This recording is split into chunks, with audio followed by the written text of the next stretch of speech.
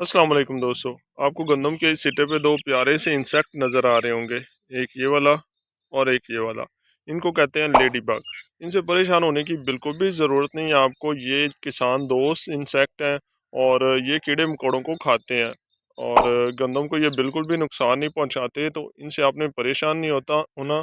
और इनको ख़त्म करने के लिए कोई भी स्प्रे करने की बिल्कुल भी ज़रूरत नहीं है। ये हमारे फ़ायदे के लिए ही है।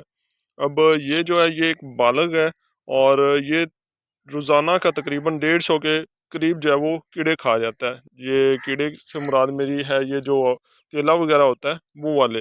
तो ये 150 के करीब एक खा जाएगा। अब ये दो हैं तो ये डेली के 300 कीड़े खा जाएंगे और इनके जो छोटे बच्चे होते हैं वो भी तकरीबन रोज़ाना का 40 से ज़्यादा कीड़े खा जाते हैं। तो आपने इनको बिल्कुल भी नुकसान नहीं पहुँचाना और जितने ज़्यादा खेत में होंगे उतना ही ज़्यादा फ़ायदा होगा आपको।